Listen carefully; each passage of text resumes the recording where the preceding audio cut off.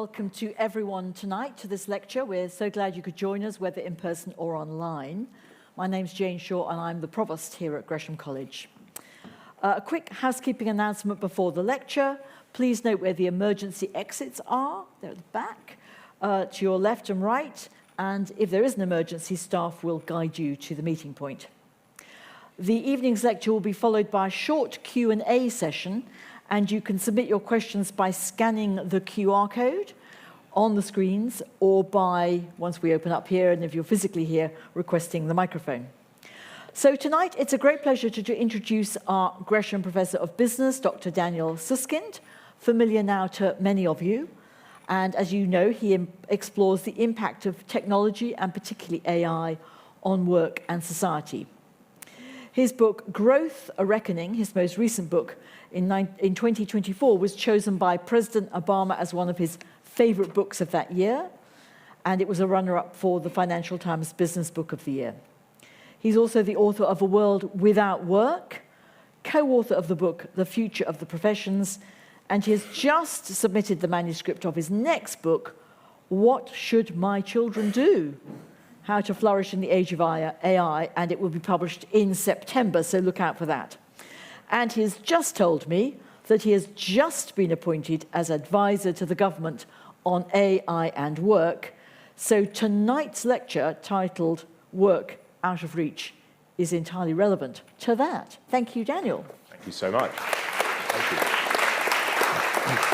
Well, thank you so much, and thank you everyone in the room and listening online. It's a great pleasure to be delivering my fourth lecture this evening entitled Work Out of Reach.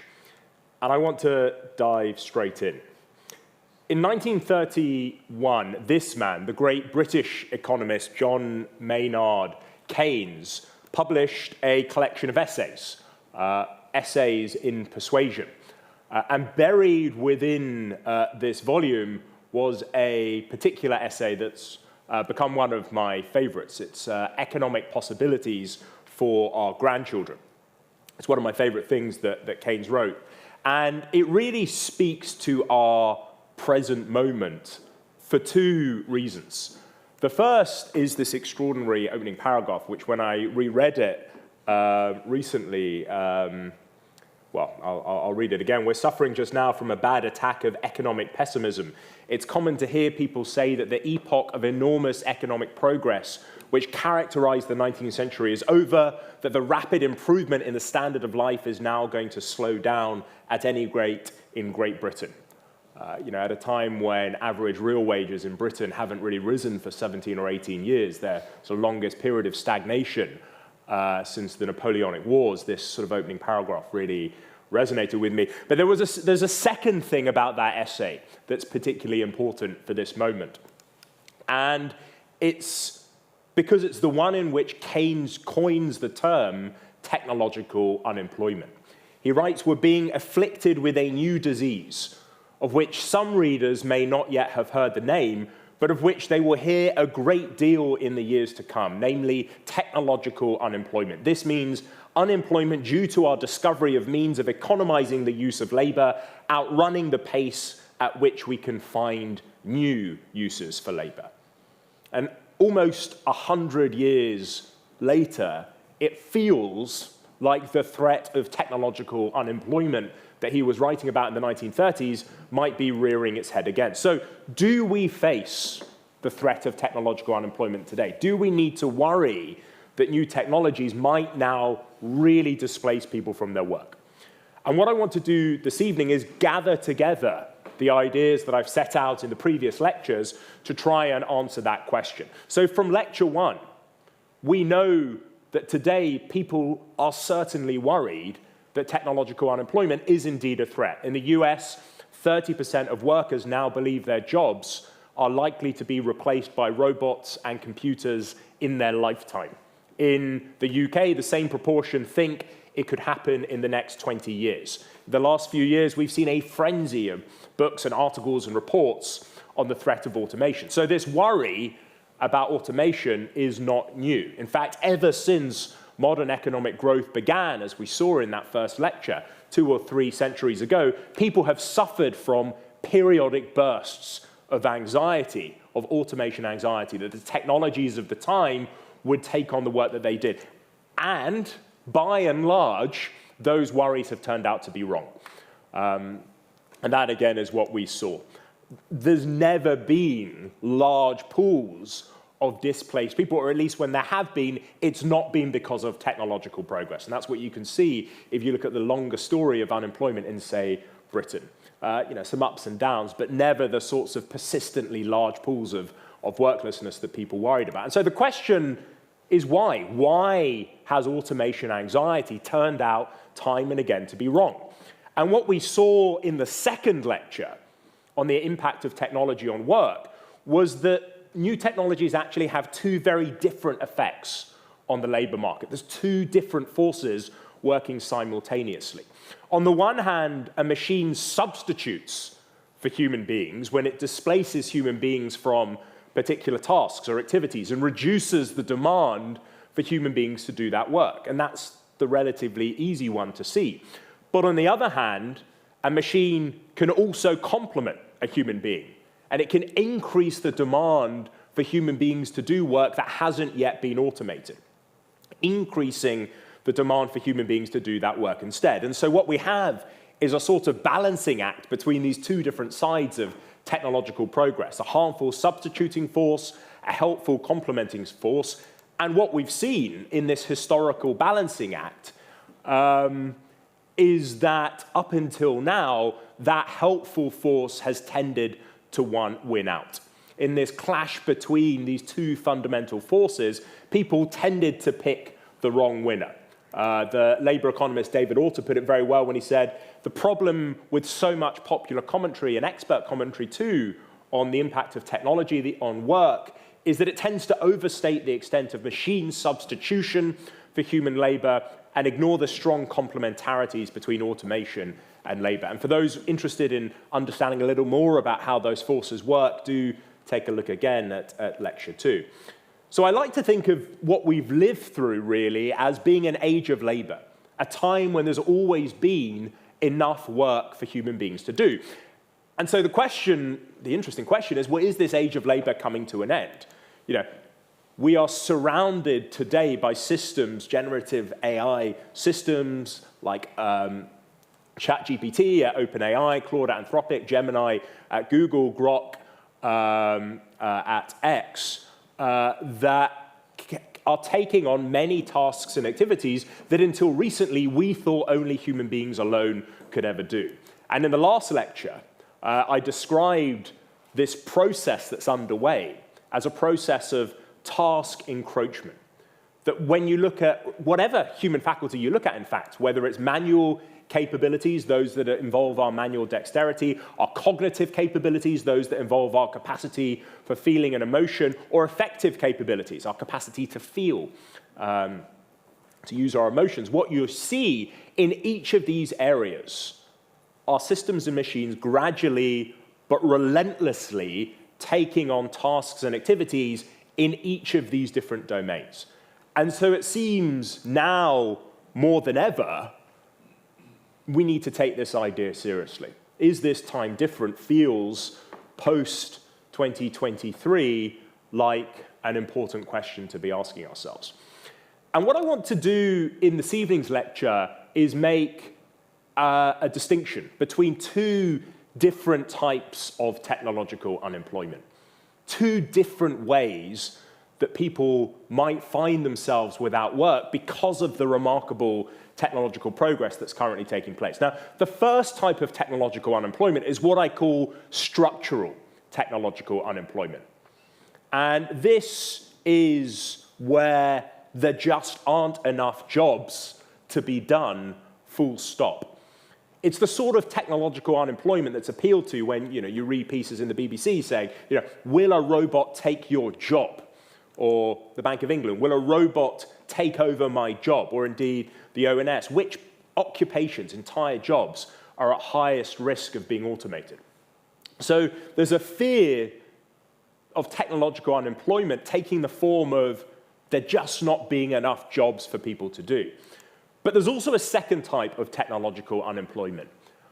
And this is where there are enough jobs for people to do, but for various reasons, people aren't able to do those jobs. It's what I call frictional technological unemployment.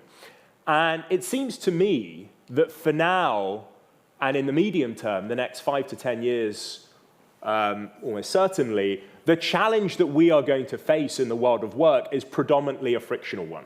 These two different types of technological unemployment often get mixed up.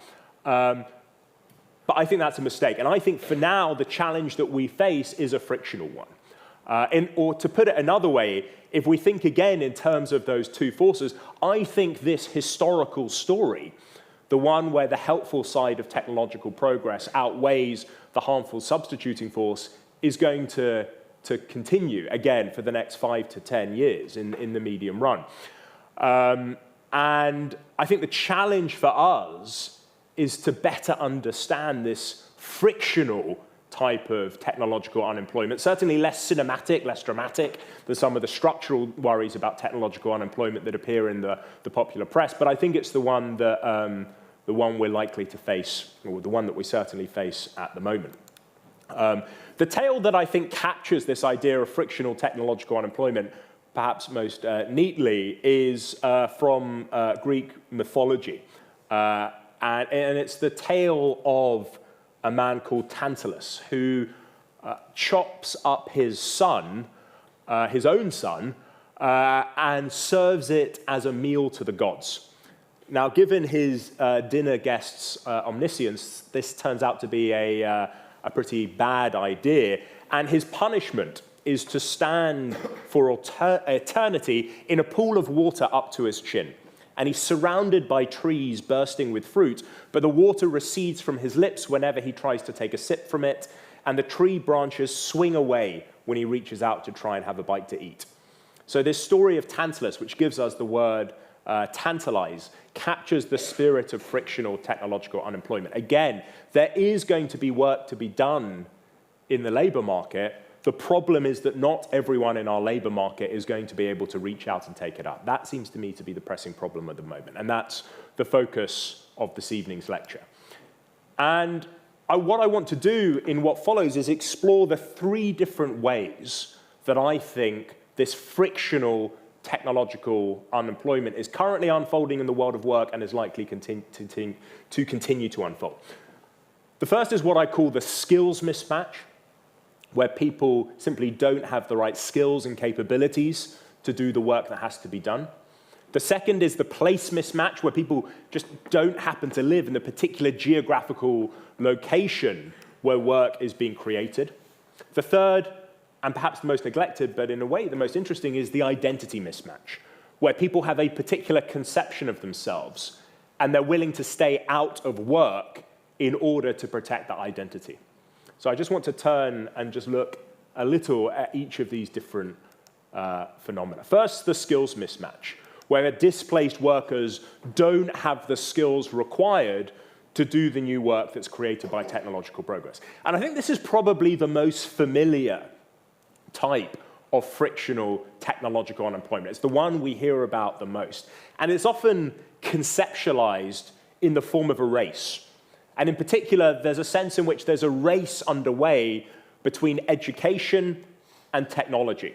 And that if workers are to keep up in this ongoing race, they've got to be given the skills required to do the new work that has to be done. I think this argument, this idea, was best captured in a book from a decade or two ago, written by Claudia Goldin and Lawrence Katz. The former, in fact, won the Nobel Prize in part for her work on this. The race between education and technology. Really good articulation of this idea. And in the past, competing in this race was relatively straightforward. So we look at agriculture in the UK over the last few centuries. What you can see from 1860 to 2020, agricultural output increases about fivefold. So the UK agricultural sector today is producing more than ever before. That's what that top line shows. And yet, look at that bottom line. That's total employment in agriculture, requiring fewer and fewer people to do it. What's driving this story? What's driving this story, more output, fewer workers, is fundamentally technology, technological progress. Farmers are able to produce far more than ever before, and yet using fewer workers to do it. But the key point is that when machines drove human beings from their traditional life on the fields, these people transitioned into manufacturing roles with relative ease. It wasn't that difficult a transition to make. The shift from farms to factories meant that work changed, and it did change, but the new skills that were required were readily attainable. You know, it was still, working in a factory was still a sort of manual work. And then what happens, and again, we saw some of this in the first lecture, as the Industrial Revolution gathers pace and machines become more complex, production processes become more sophisticated, factories become more unwieldy, demand starts to rise in the economy for better educated blue-collar workers, engineers, machinists, electricians, and the like. And so if we look at what happened in UK manufacturing since the middle of the 20th century, we can see, you know, something similar again. Today, the UK manufacturing sector produces about 2.5 times what it did back in the 1950s, that top line, and yet today requires just 40% of the number of workers to do it. But there is a period in the middle of the 20th century when employment is rising in manufacturing. This transition, moving to more sophisticated types of factory industrial work in the 20th century, perhaps a bit trickier. The economist at The Economist, Ryan Avent, a former senior editor at The Economist, he noted that few people in the early 19th century would have been particularly well prepared for it. Most people then were still, illiterate and numerate. Nevertheless, the sorts of transitions that were required to move, again, in that, around the middle of the 20th century into more sophisticated manufacturing roles, it was still possible to learn the right skills. And what happens as the 20th century unfolds is this idea that more education is the way to help people respond to disruption in the labor market. At first, as we saw, more basically means basic education. First, more primary education, then more secondary education. But as the 20th century unfolds, what we see is that the nature of more changes, and it starts to become more and more people into higher education, into college, into university. And so, again, as I noted in previous lectures, at the turn of the century, you've got this consensus from political leaders that what needs to be done is to give people ever more sophisticated skills. So US President Bill Clinton introduced sweeping tax changes in 1996 that he hoped, quote, would make the 13th and 14th years of education as universal to all Americans as the first 12 are today. A few years later, Prime Minister here, Tony Blair, declared he had no, quote, greater ambition for Britain than to see a steadily rising proportion gain the huge benefits of a university education. 2010, Barack Obama proclaimed that, quote, in the coming decades, a high school diploma is not going to be enough. Folks need a college degree, they need workforce training, they need a higher education. And this is essentially the story that unfolds in the second half of the 20th century. That dotted line there showing in the UK, showing the graduate share, so the proportion of graduates compared to non-graduates rising. The green bars show that the graduate, non-graduate earnings differential, so how much you're paid if you're a graduate relative to not being a graduate, it looks like not a lot's happening, but once you compensate for the fact that there are just so many more graduates out there in the labor market, what you get, so it's the supply-adjusted graduate earnings differential. So once you account for the fact that there are so many graduates out there putting downward pressure on wages, if you weren't to have that huge increase in the supply of graduates reflected in that dotted line, what you would see is the green bar and the hollow bar combined. In other words, what you're looking at there is a rise in what you get as a graduate relative to not being a graduate in the UK in the second half of the 20th century. This is the story, increased graduate share driven by this idea that we need to get more and more people into college and university. The bars showing that this is a good strategy. because what you're paid if you're a graduate relative to not being a graduate is also rising. The point I want to make this evening, though, is that I think this race is getting harder, this race between education and technology. And this skills mismatch is getting more pronounced. And I think there are two main reasons to think that this race is getting harder. The first observation to make is that many people in this race are currently running as fast as they can. One of the observations that people have made in the last few years, and I think it's an important one, is it's very difficult to get more than 90% of people to finish secondary school. It's very difficult to get more than 50% of people to graduate from university. There's a sense in which we are hitting some limits to that traditional strategy of trying to push more and more people through more and more advanced types of education. The second feature of this race that I think is important is that the pace of this race is also accelerating. It's not simply that people are running as fast as they can, but what it requires to succeed in this race seems to be becoming more and more demanding. Literacy and numeracy are just not enough to keep up as they were when workers first made the move from factories to offices in the start of the 20th century, or indeed into at the turn of the century. Ever higher qualifications seem to be required, and this is a chart that captures this story, I think, quite nicely in the United States. I showed before a chart that showed what you earn if you're a graduate relative to not being a graduate in the UK. Well, this is what you earn in the US if you're a postgraduate relative to if you've just gone to college. And what you can see is that the postgraduate wage premium, how much you're paid if you've got even more education, going up steadily over the last few decades.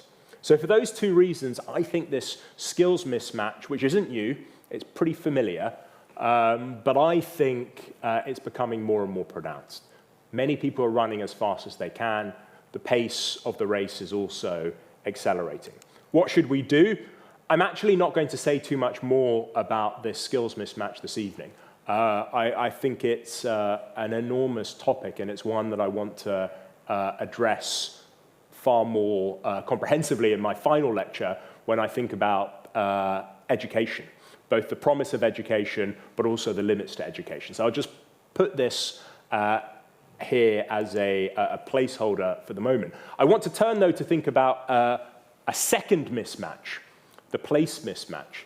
And this is quite different from the skills mismatch. This is the idea that displaced workers might not live in the particular place that work is being created.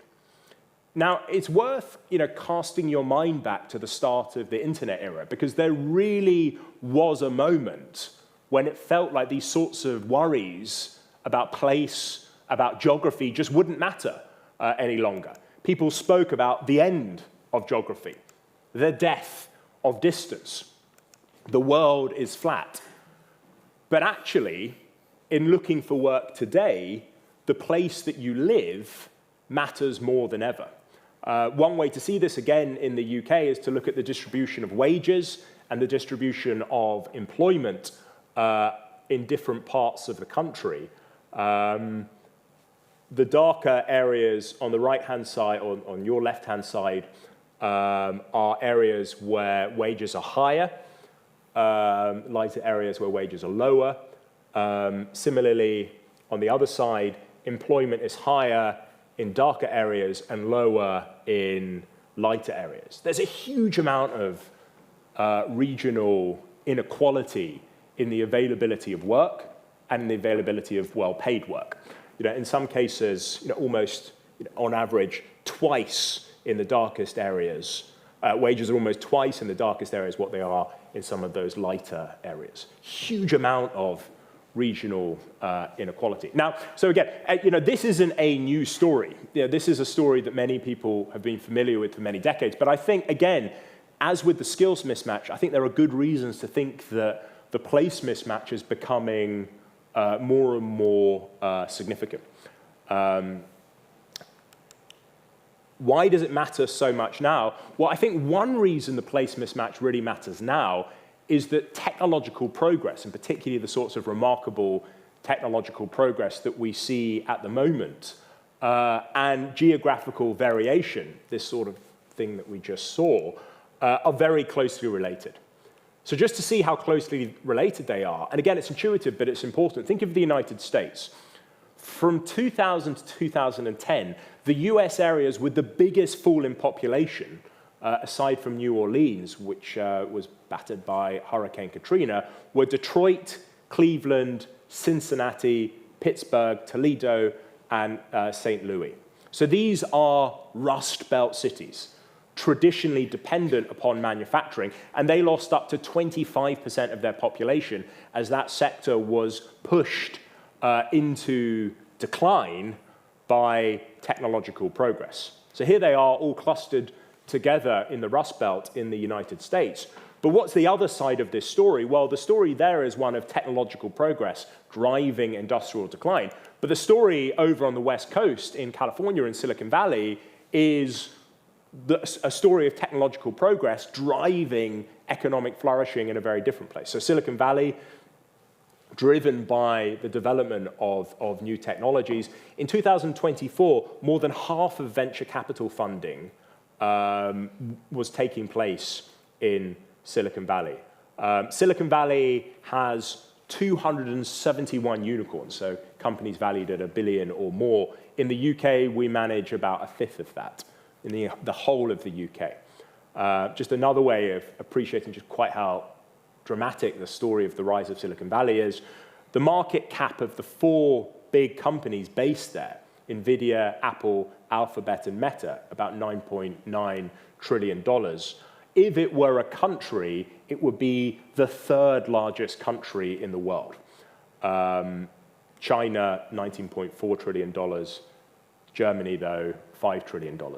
That sort of agglomeration of those technology companies would slot in between there as the 3rd largest country in the world. So that seems to me to be the first reason that place mismatch is becoming more important. It's just so incredibly tightly linked with the development of the technologies that are being invented at the moment. The other reason that place mismatch matters in a time of extraordinary technological progress is that technological progress is also associated with big cities. It's not just San Francisco, but it's other cities like New York, London, Tokyo, Shenzhen. And I think there's lots of reasons why cities tend to be closely related to technological progress, that there's more opportunities for people to produce and share ideas. Big cities are often based around universities. Funding ecosystems often develop in particular places. But when we're thinking about work in particular, this really matters, the relationship between technology and cities, because employment and the size of a particular community are often closely related. So in the United States, again, big cities like San Francisco, Boston, New York, with populations over 1 million people, have flourished, accounting for about 72% of the nation's employment growth since the financial crisis in 2007. And that's what you see in the large plot there at the top, the dark blue. But smaller areas, those with populations between sort of 50,000 and 250,000, have contributed less than 6% of the nation's employment growth since 2010.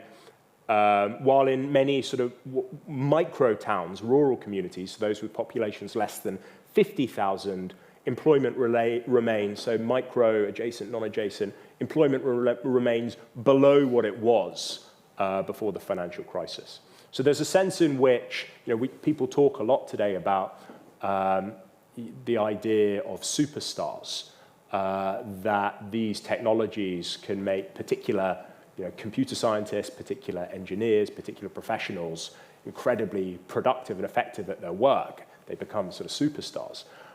There's a sense, though, in which these technologies also can make particular cities, superstar cities as well.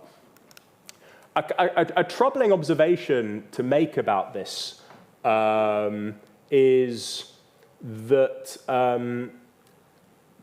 what was important about cities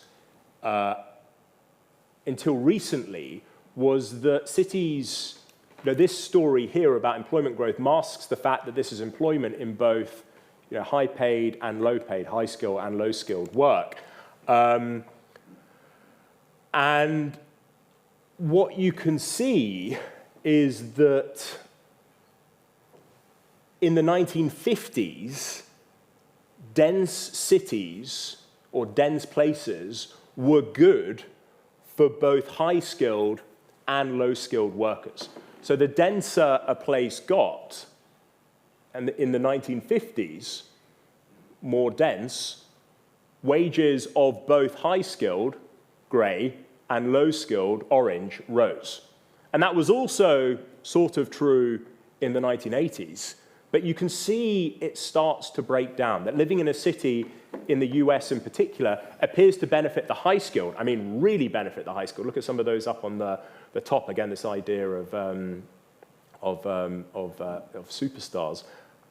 Whereas living in a city starts to benefit low-skilled people less. And then around 2015, it doesn't really seem to make a difference in the United States whether or not you live in a particularly dense big city or you live in a rural area if you're low-paid, whereas it really does if you're high-paid. And this is something, again, that's slightly troubling about this place mismatch. If it's not simply that particular places, you might feel more comfortable about place mismatch if those places that were flourishing were creating work for both high-skilled and low-skilled workers.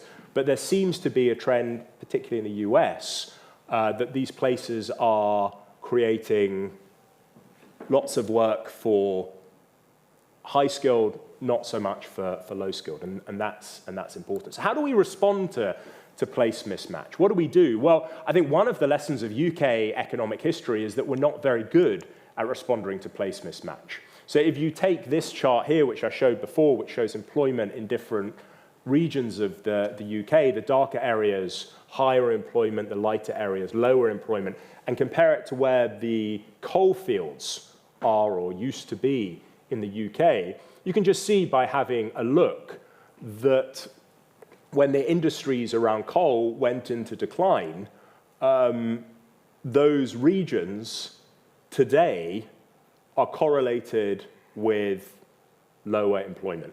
In other words, where coal was a big industry in the past, employment is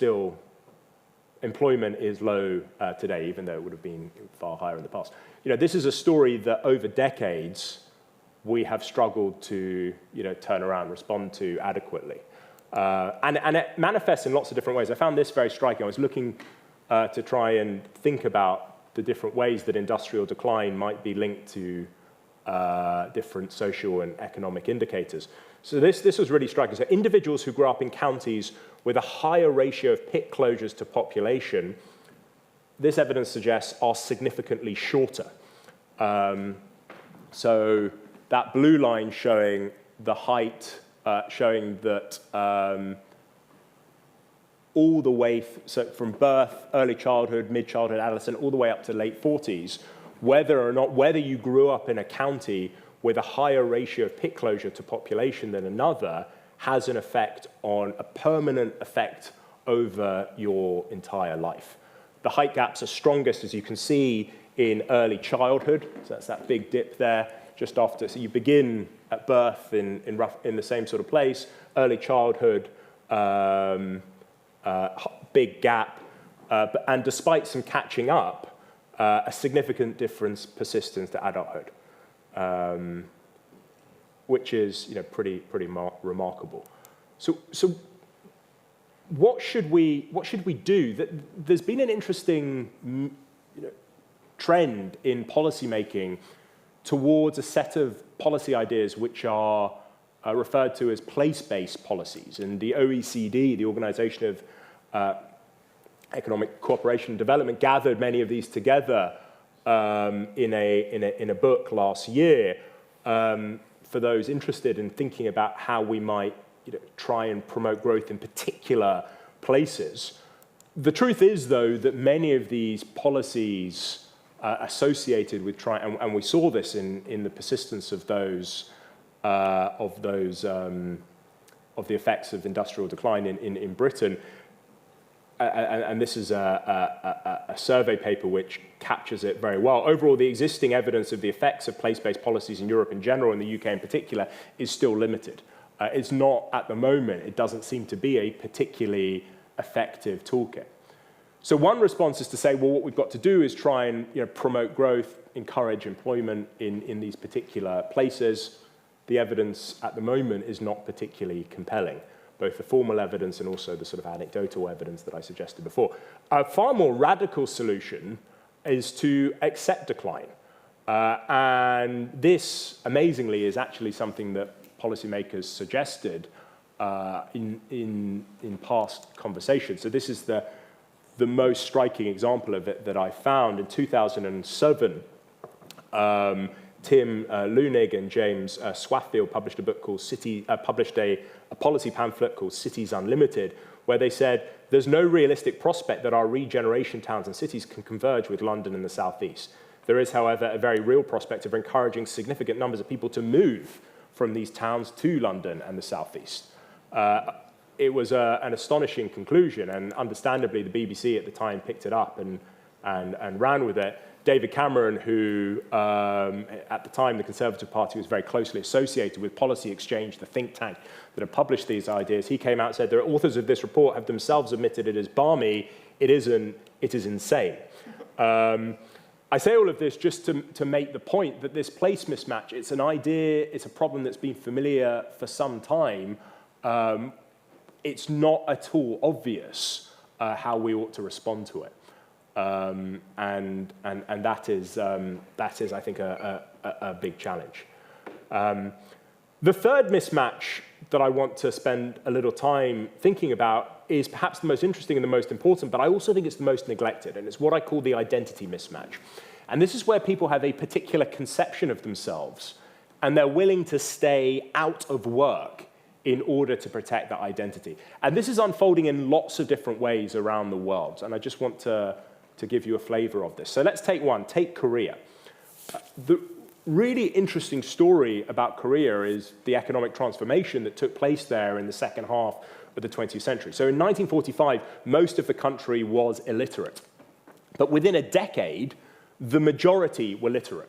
It was the fastest increase in literacy ever recorded. And that really was a sign of things to come. So today, South Korea is a country where every neighborhood has a local shop selling textbooks and exam guides, where towns burst with hagwon, which is cram schools, which are so popular. So in Seoul, for instance, there are 24,000 cram schools, triple the number of newsagents, essentially.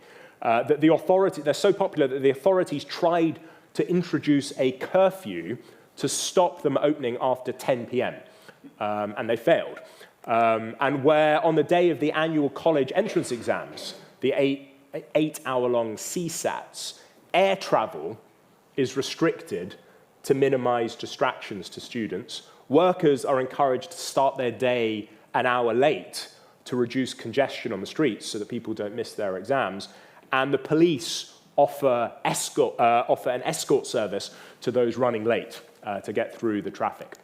And yet, beneath this appearance of success in Korea runs some pretty troubling currents. So for many Koreans, the intensity of their attachment to education, what they have unaffectionately called education fever, might have helped propel their country forward in the second half of the 20th century, but it's increasingly feeling like a curse. So Korea now has the highest suicide rate among the OECD countries, and education fever is often blamed. So 1 in 3 students, for instance, currently report feeling suicidal due to academic pressure.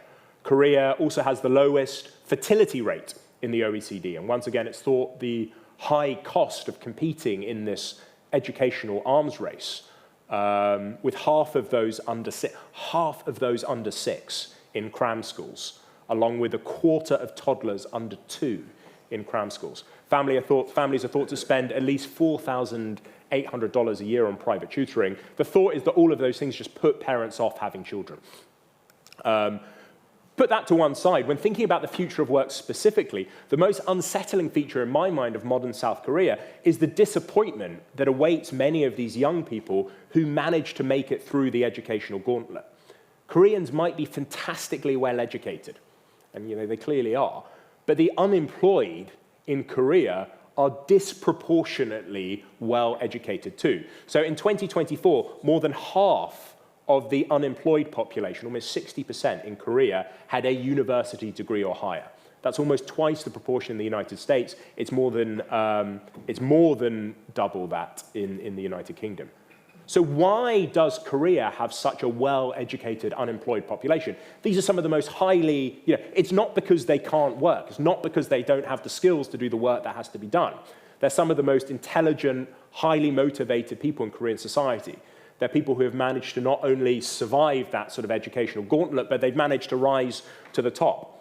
I think a far better explanation for their unemployment is that these people simply do not believe that the sorts of work that's available for them to do in the Korean labor market is for them. It's too low paid, it's too low status, it's too insecure, and they're willing to stay out of work until the right job comes along. That's one glimpse of identity mismatch. In the US, I think we can see a very different type of identity mismatch unfolding. So again, think of the decline of, take adult men, displaced from traditional manufacturing roles in the United States by technological progress. Now, there are some that would say these men would rather not work at all than take up, it's a really unfortunate term, but take up so-called pink-collar work, which is a term designed to capture the fact that many of the jobs that are hardest to automate and many of the jobs in which there's lots of job growth predicted are disproportionately done by women. So 97.7% of teachers, preschool and kindergarten teachers in the United States are women. 92.2% of nurses are women, and I'll come back to this one in a moment. 82.5% of social workers are women. And again, there's some who would say that these men would rather not work at all than take up these so-called pink-collar roles. Again, it's not because they necessarily don't have the right skills or because they don't live in the particular place where this work is being created, but it's because it's not the sort of work that they think people like them ought to be doing.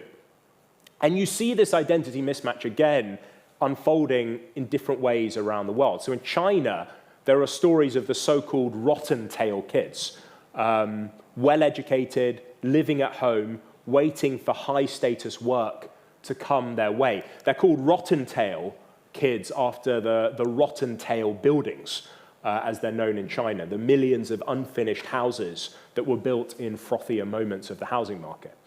In Japan, the identity mismatch takes another form. There's the say shan or nothing, hundreds and thousands of people, particularly young people, who are treading water in temporary or part-time work rather than give up on their dream of securing a coveted seishan or real employee role, or what we think of as being a sort of job for life. Not because there's not work to be done, but because it's just not the right sort of work for them. In India, there's the Sarkari Naukri queue, young people who reject work in the private sector in the hope that they're going to eventually land an extremely respected, though wildly oversubscribed, Sarkari Naukri, a government role. So this, what all of these different examples have in common is this idea of identity, that people are not doing work, not because they lack the skills or because there isn't work available in the particular place that they live, but because they have a particular sense of themselves, a particular identity, which is at odds with the available work. And one of the things I spoke about a lot at the very start of this lecture series, in that first lecture, was this distinction between the quantity of work that has to be done and the quality of the work that has to be done. And the distinguishing feature of frictional technological unemployment is not that there aren't enough jobs for people to do. Again, there are jobs for people to do. But for various reasons, people aren't able to do those jobs. And I think these issues of identity, that the quality, the nature of these jobs might be at odds with the sort of work that people think is for them, I think this is going to be, I think it is, and it's going to become one of the most important frictions in the labour market here as we see it unfolding around the world. So how do we respond to this identity mismatch? What do we do? It's interesting, that there aren't that many examples of governments trying to respond to this identity mismatch.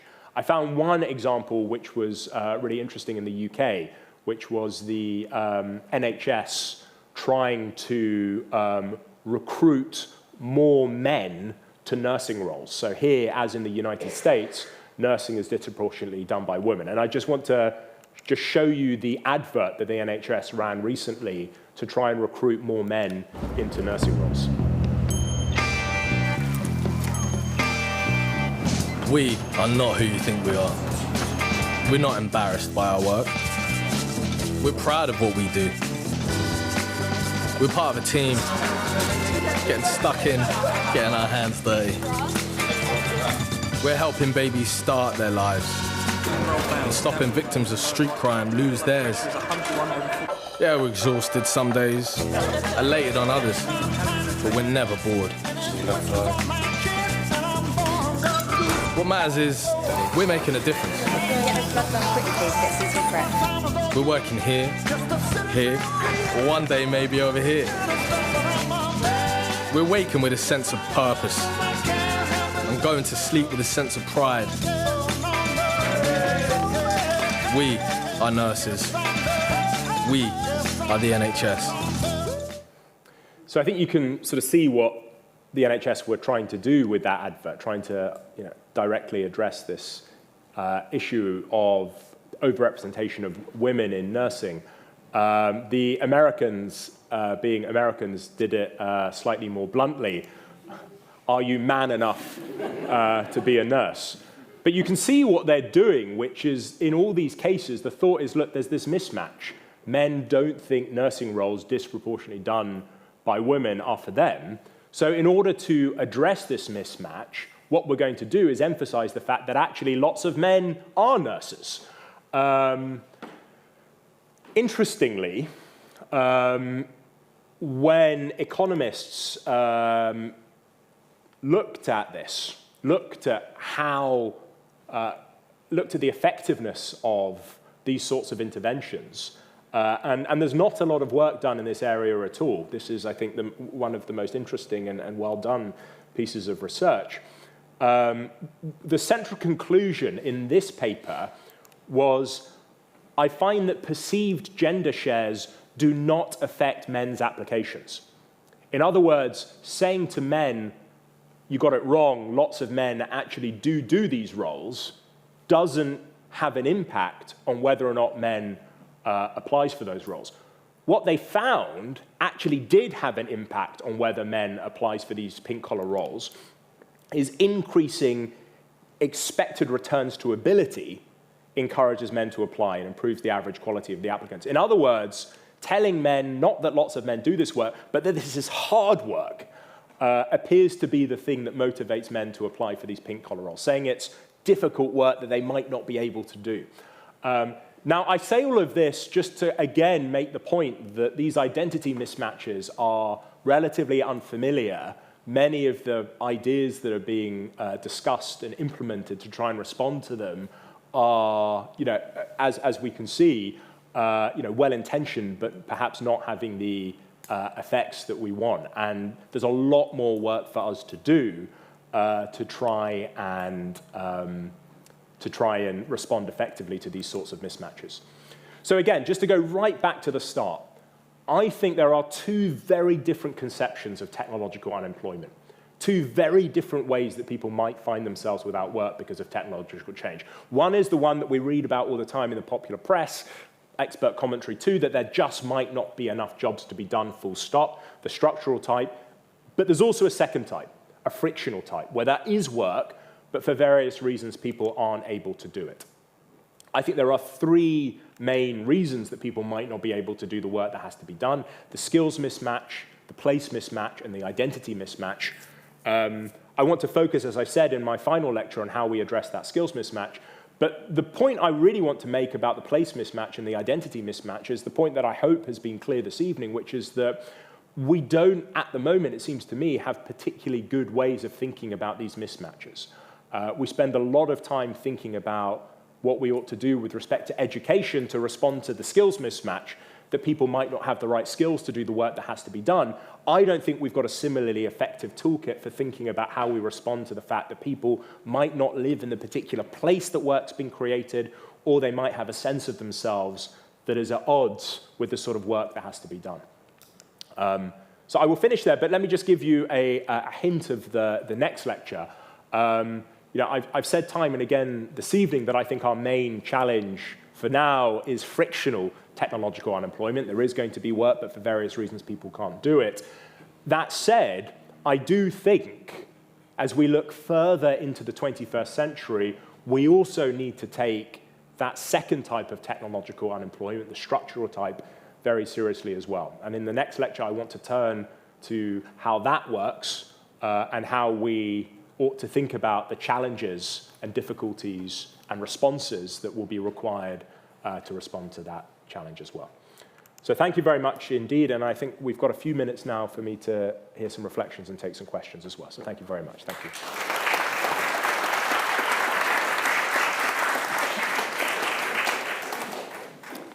Terrific. So if you'd like to ask a question in the room, please put your hand up, and there's a microphone there. If you'd like to ask a question via the QR code, you can do that, and we already have some questions. Terrific. So I'll start with those. For identity mismatch, how does one shift from the norm of a structured ladder climbing career to a more portfolio-based style of work, fixed-term project? Well, it's very interesting. There is a traditional... Oh, terrific. Oh, Thank yeah, you very brilliant. much. Okay, Yeah. fantastic. Tell me who you are and... My name is Stacey. Yes.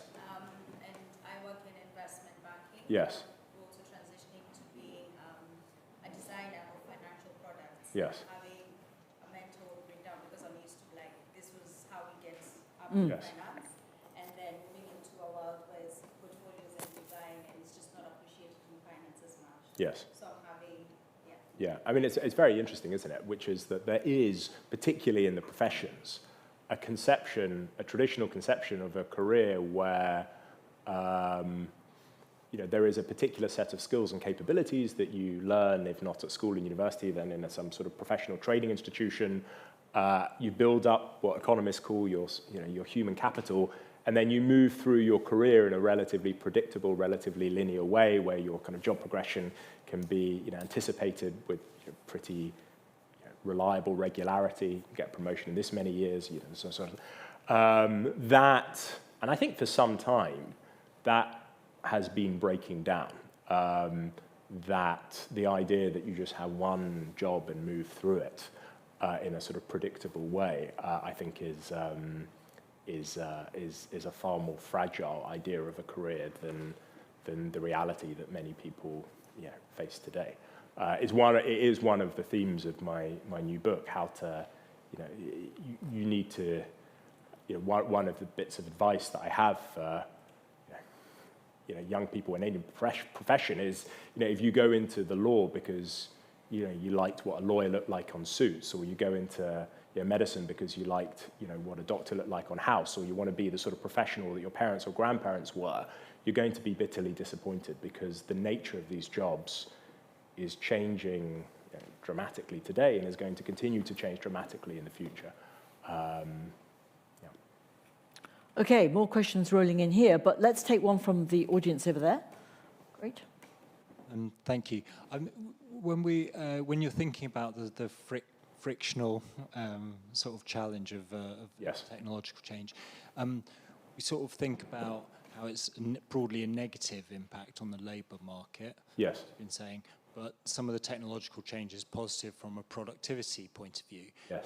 Is there a feedback loop where the frictional sort of labour market challenges start to impact future productivity, or what can you give me an example of how you're thinking about it? Just from AI, we're Yes. sort of looking at an essay where we're sort of being asked to say what we see as the impact of AI right now on the labour market and Yes. productivity.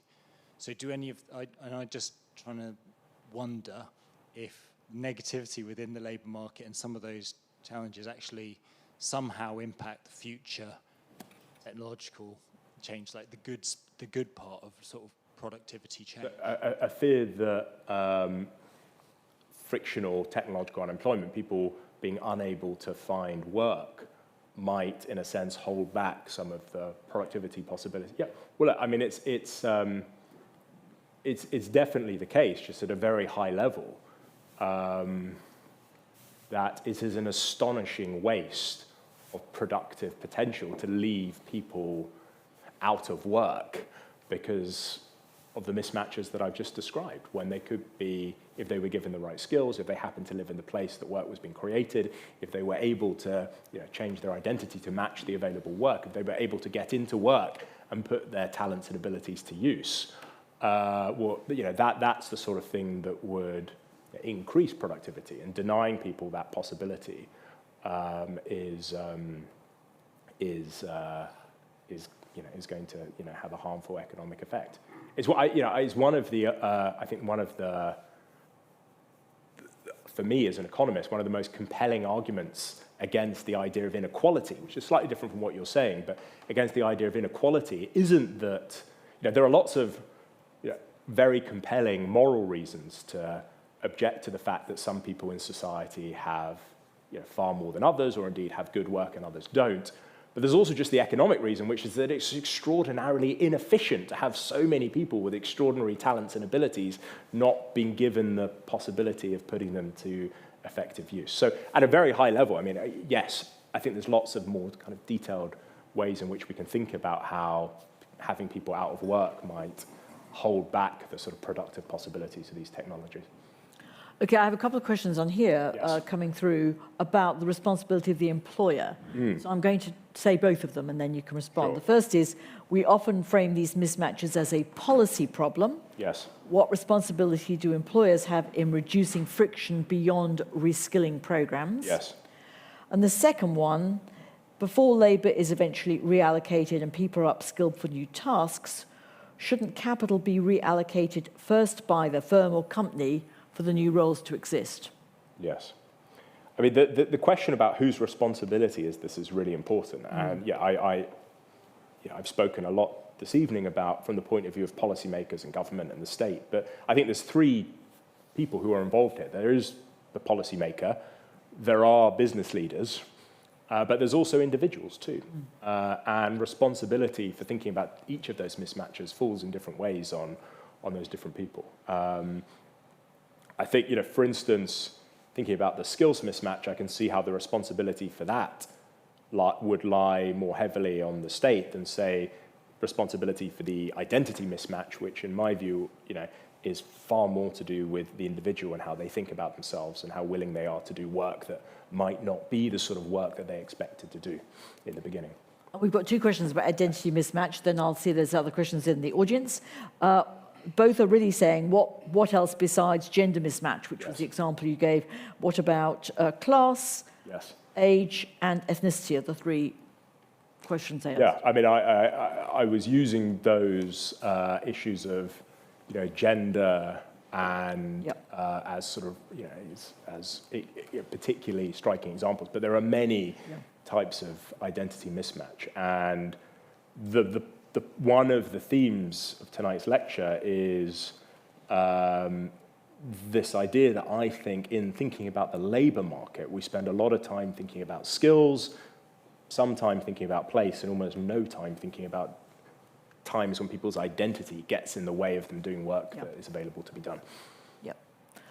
At the back, in the middle there. Yeah. Hi there. Just a question on skills and identity. Yes. Wondering whether there is a trade-off between skills and identity. You gave some examples where the countries that have the most skills seem to have a lot of identity problems of not wanting to accept those jobs that are kind of not good enough. And if we run with that kind of hypothesis, whether maybe some of the solutions are actually less education and no more, given you said that in the future, perhaps the main problem is going to be identity rather than skills. Yes. That's really, it's very interesting that, I mean, there's to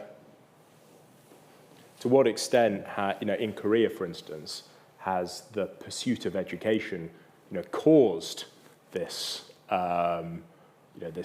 these issues of identity, the sort of primacy associated with education. But there's also then the question, to what extent can education thought about in a different way help us address these identity mismatches? There's a particular type of education in Korea which has encouraged the development of a particular conception of what good work looks like. And there are many other things in society that affect that conception of what good work looks like, not simply the sort of education that people are encouraged to do, although I do think that is part of it. But it just seems to me, as I kind of enter this, as I think more about these identity mismatches, and I've thought a lot about them since I first wrote about them back in 2020, there's as you kind of step into this this kind of world, there's very little thinking done about these issues of identity and work, it seems to me, particularly in the field I know the most about, which is economics. Okay, we've got lots of hands and not really any more time. So I'm going to ask for one-sentence questions and one-sentence answers, just so we can see. Yes, you've had your hand up for a long time. Go for it. Wait for the mic, thanks. One-sentence question, one-sentence answer. It's about the place mismatch. Yes. What do you think the impact of working from home could have on this mismatch? Yeah, so again, it was, the thought was it would make it disappear. I remember having conversations about it in 2020, 2021, when everyone was suddenly working from home. That hasn't been the case. What I think has emerged is a recognition that there's lots of inequalities in the place mismatch. So if you're a white-collar worker, place might matter less. But if you're in blue-collar work, whether the particular place that you live is flourishing, does matter. Great, we've got... Sorry, that was a long... That's all right. We have a hand here, which I've seen out the corner of my eye for a while. Wait for the microphone, if that's okay. One question, one sentence, one quick sentence. If America has abandoned so many cities, and it is the rocket ship economy, is abandoning cities really that outrageous? Say that again, so there was a second... Is abandoning cities that outrageous? Well, I mean, I think most people would share the reaction that David Cameron had in 2008, which is that we aren't in the business of leaving behind particular places and regions. The challenge is, and I think that's the intuition that many people share, the challenge is that I don't think the toolkit for then regenerating particular places has proven to be that effective. And that is the big, it seems to me, policy challenge. There we go. Yes. Next. One sentence, one sentence. Are European employment / labour laws too rigid to effectively reallocate labour fast enough in the age of AI? I mean, that might be a question that can't answer in a sentence. Okay. But I worry in general about the kind of regulatory, not because I think that regulation is a bad thing, more because I think the way in which the Europeans have approached regulation, not just in the labour market, but with respect to regulating these technologies, a whole variety of different domains, has been unhelpful. And I think there's a recognition in Europe that that is the case as well. If you read the Draghi report on economic competitiveness in Europe, that's a big theme that runs through it, from a sort of one of the kind of the godfathers of regulatory thinking in Europe. Anyone absolutely bursting with a question, like absolutely bursting? There's a bursting over there, right. The microphone is coming to you, and I think I then have to call it as the last question, with apologies to those of you who might have been almost as bursting and also sent the QR code questions. Off you go. So, thanks. So my question is about entrepreneurialism. Yes. So we talk about employment, and we probably think of it in the sense of working for an institution or an organisation of some sort. But I wonder what role entrepreneurs, particularly thinking about identity and self-determination, how much that might play a role when we're surrounded by tools that make lots of things much easier for us to do ourselves and increase our productivity. The importance of entrepreneurship. Yeah. Yeah, I mean, a run, I think it's very important, and a running theme in my work is the importance of innovation, invention, discovering new ideas about the world. You know, if I were to try and diagnose what's gone wrong in Britain over the last few decades, my diagnosis would center on the fact that we have lost that kind of the sort of spirit of innovation and invention and discovery of new ideas that started the story of modern economic growth in the 1780s in Britain. There is, is it half a sentence? Go for it. Will artificial intelligence produce deflation? Deflation. And on here, I've got the question, mass unemployment in 10 years. So you can take both of those at the same time. Mm. I mean, on the mass unemployment, I think there is a mistake when we think about, and I'll talk about this next lecture, so I don't want to... Okay, so we leave that, yeah. Yeah, I'll maybe, but I think the lesson from European history in the 20th century is you don't need a particularly large number of people, particularly young people, to find themselves without work to have really quite serious implications for the social order. There's often a thought that only when you have mass unemployment does this sort of stuff become an issue. And actually, no. The lesson is that significant pools of displaced people can have really destabilizing effects. I can answer this, I will say no. Okay. Yeah. There is a really wonderful question on Yes. that's coming via QR code, which I'm just going to squeeze in. Sure. It's from a psychologist who's intrigued in people thinking, I'm too old. Yes. Obviously, lifelong learning, we're in that business here, is very important. How do we stop people writing themselves off, they ask? Yeah. I think there is a very strong presumption in many parts of the world, and here included, that education is the sort of thing you do at the start of your life. Mm. That's when you spend the time, that's when you spend the money, and basically once it's done, you don't need to worry about it again, and you can move through life. And if there is one word to describe the challenge that we face at the moment in the world of work, it's uncertainty. And the best response we have to uncertainty is flexibility, a willingness and also a capacity to retrain, reskill later in life, perhaps late in life, with the same intensity and seriousness with which we're all encouraged to engage with at the start of our lives. So that norm around the idea that education and training is just something to do when you're young, that certainly needs to change radically. Okay, great. Thank you for being here. Thank you for being online. Thank you for the amazing questions. And thank you for the fabulous lecture, which inspired all those amazing questions. So thank you, Daniel. Very much indeed. Thank you. Great.